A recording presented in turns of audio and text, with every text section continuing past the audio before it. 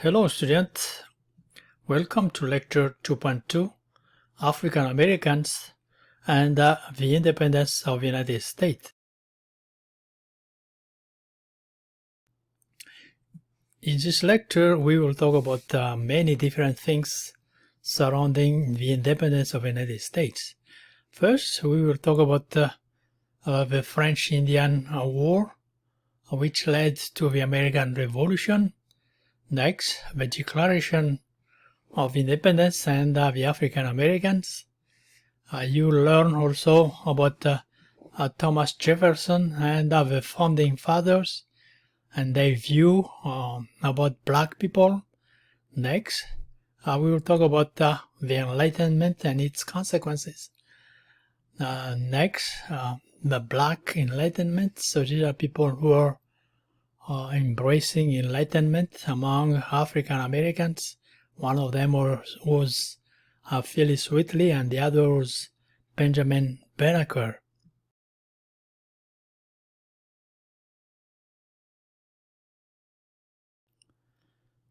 Moreover, we will talk about African Americans and the War of Independence itself. We will talk about George Washington, who led the Patriots, the Americans who fought the English, and the Black Enlistment. And finally, I will talk about the consequences of the War of Independence for African Americans. Okay, so let's start with the French and Indian War. Many people make the mistake of thinking that this was a war between France and the Native Americans, but that was not true. But anyway, it was a war that led to the independence of this country, of the United States. So what was this war about? The French and Indian War was a war between England and France, and it was called French and Indian War because the French and the Indians made an alliance against the English. So it was a war between England, France, who had the support of the Native Americans. But it was a war about the control of the fur trade in the Ohio River. So they both fought this valley, to control the fur trade. As a result of the war, England defeated France and Spain, and England took control of Canada, took it from France, and took also Florida from Spain. But the consequences of the war for the Americans was that they realized that they do not need the protection of England anymore, so they can defend themselves. That's something that they realized. And other things also was that they resisted. Because of that, they resisted the new English taxations, such as the Sugar Act, which was a tax on sugar, and then you have the Stamp Act, another tax on stamps and official documents. But there are many other taxes that the Americans refused to pay. And ultimately, because of that refusal to pay the tax, they decided to declare their own independence and fought a war against England. So concerning the independence of the United States and the African American people, African Americans participated in the protest against the taxation imposed by England. So, for instance, you have Crispus Attucks, who was a black sailor living in in the Boston area, and he was one of the 5 people who were killed during the Boston Massacre. African Americans also understood the meaning of a Declaration of Independence, which stated clearly that all men were created equal. So they understood that, and they talked about it, and they saw that there was a contradiction between this declaration and the treatment of African Americans and the slaves by the white Americans who fought for their own independence and ignore the rights of blacks and slaves. So they understood this declaration, and they were vocal about that. Now, let's talk about the man who wrote the Declaration of Independence itself and the so-called Founding Fathers and how they view African Americans. Despite the statement about the equality of all men as stated in the Declaration of Independence, Thomas Jefferson and the Founding Fathers did not want to apply this principle, this equality among all men to African Americans. So, for instance, Thomas Jefferson himself owned hundreds of slaves, and he had a long-time relationship with one of his female slave, Sally Hemings, with whom he had many children, but he did not recognize any of these children. So that's how we view African Americans. Another founding father was John Adams. John Adams did not own any slave, but he made clear that there was a distinction between the rights of white men and those of black people. So white men would have more rights than black people, according to John Adams. Now let's talk about the Enlightenment, which had a tremendous influence on how people thought and behaved in the 17th and 1800s. First, the Enlightenment was an intellectual movement in Europe during the 17th and 1800s. It promoted the use of science and scientific reasoning as opposed to religious reasoning and superstition in the past. So the people who are embracing the Enlightenment tend to be secular, which means they rejected the religion. But in addition to that, the main goal of Enlightenment was to expand knowledge and expand freedom and happiness to most people. We will see that they did not apply the same thing to black Americans. The Enlightenment and the Enlightenment figures such as John Locke and other people had also a tremendous influence on the American Revolution.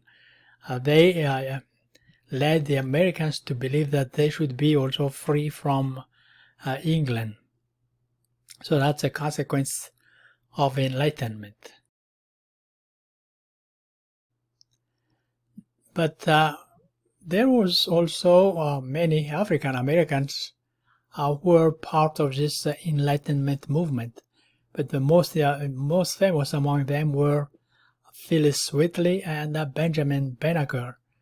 So first, concerning Phyllis Wheatley, she was known for her poetry. So she was actually the first African American to ever publish a book, and she was a woman at that. Next, she was a slave, but she was free by her masters as he was dying. Actually, the last master she had put in his will that she should be free. So that's how she became free, and she advocated the adoption of white culture by black people. So that's Phyllis Whitley. We can see on this figure the portrait of Phyllis Whitley as she was sitting at her desk with a book and writing a letter.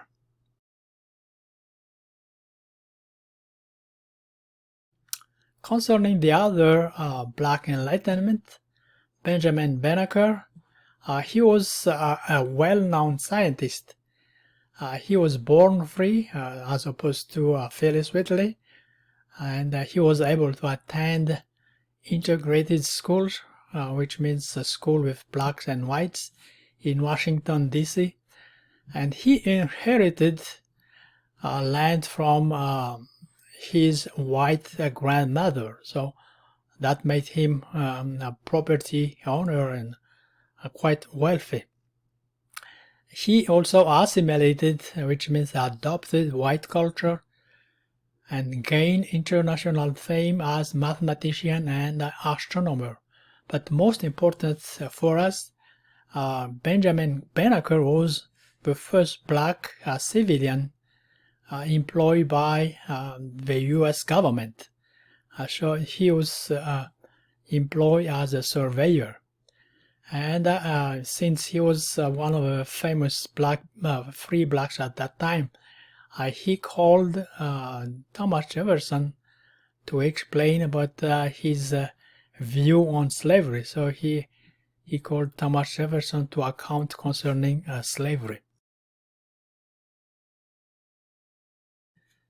Now let's return to the War of Independence against England, which started at Lexington and Concord in Massachusetts in April 1775.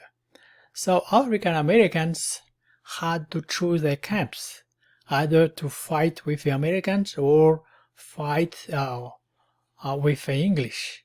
And actually, they fought on both sides. They fought for whoever gave them more benefits, and especially gave them freedom. But in the South, most blacks were loyalists. So they were fighting with the English against the Americans. But in the North, most blacks were patriots. So they are fighting with the American patriots against the English. But Lord Danmore's promise to free the slaves had a huge impact on the decision of many African Americans. Indeed, as a royal governor of Virginia, representing the King of England, Lord Danmore made a proclamation in November 1775 to free the slaves who fought for England.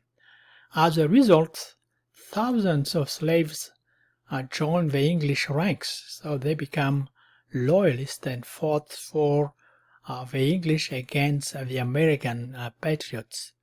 So that's the participation of the African Americans in the war. Once again, you have to remember they were fighting on both sides. Some were fighting with the English, some were fighting with the Americans to get their independence.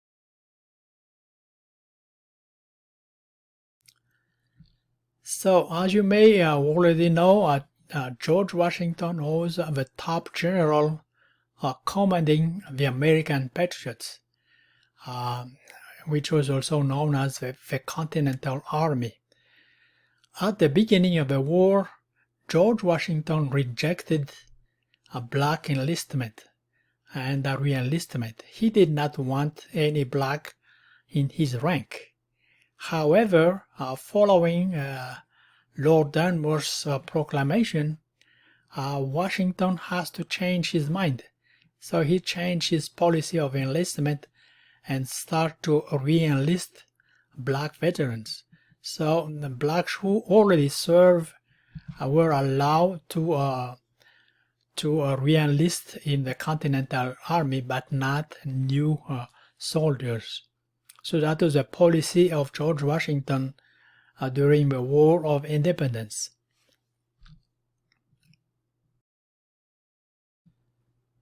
Now, on this figure, you can see, these two soldiers. One of them on the left was clearly an African-American patriot, African-American soldier fighting side by side with a white soldier on the right.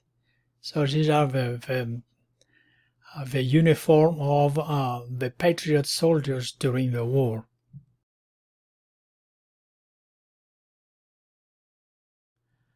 As you already know, the Americans won the war, and that is why this country is now an independent country, because otherwise the English could have ruled the country even today.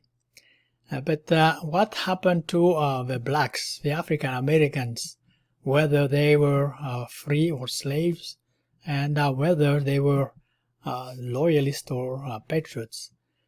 The War of Independence and its outcome affects the lives of all Americans, all African Americans for that matter. After the war, the northern state, the state starting from New Jersey, New York, all the way to Maine, these states started to free the slaves, but in the South, slavery was strengthened. So slaves had to escape if they want to be free. But many of the slaves in the South remained slaves at the end of the war.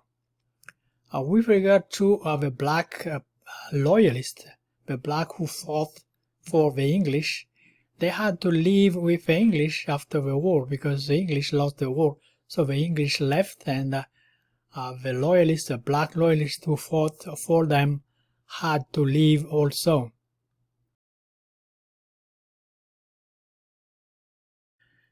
So on this map we can see where the black loyalists, the black who fought for the English, went after the war.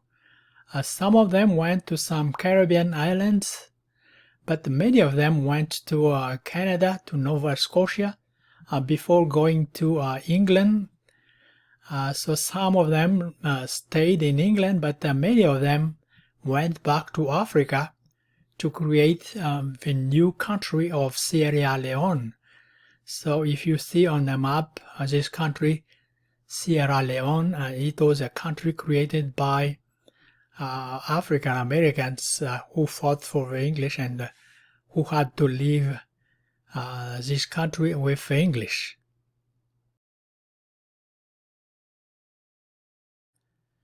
So that concludes this lecture on African Americans and the War of Independence. Please move to lecture 2.3 to continue on the module.